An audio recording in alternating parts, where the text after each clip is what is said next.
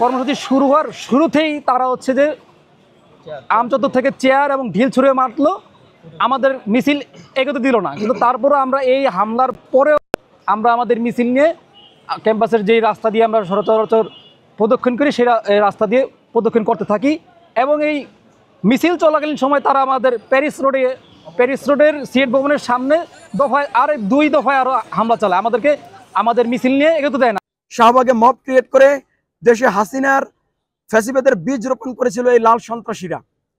ইনসাফ ও ন্যায়ের লড়াইয়ে আঞ্জাম দিতে গতকাল রাবিতে সেই শাহবাগ তন্ত্রের বিরুদ্ধে আমরা শাহবাগ বিরোধী ঐক্য একত্রিত হয়েছিলাম।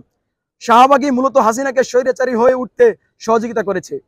পাশাপাশি 24 পরবর্তী বাংলাদেশে রাজাকার, জামাত শিবির ট্যাগ দিয়ে যারা দেশের নাগরিকদের নাগরিক অধিকার ও মানবিক অধিকারকে ভুলুণ্ঠিত করার চেষ্টা করবে, তাদের বিরুদ্ধে আমাদের লড়াই চলতে থাকবে।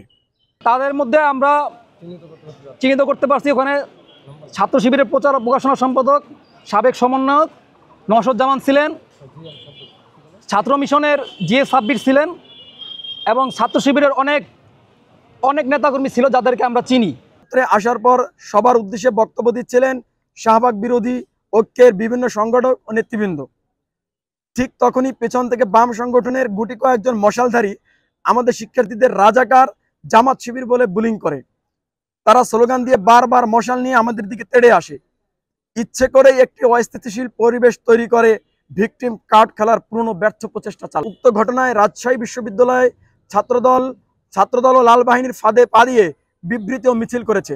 এবং এই যে ছাত্র শিবিরের নেতাকর্মীরা গতকাল আমাদের উপর হামলা চালিয়েছে, এটার অতি দ্রুত বিচার সম্পূর্ণ করতে হবে। যদি বিচার না করে তাহলে আমরা ধরে নিব যে প্রশাসনের মদদেই ছাত্র শিবির গতকাল গণতান্ত্রিক ছাত্রদলের কর্মসূচিতে হামলা চালিয়েছে।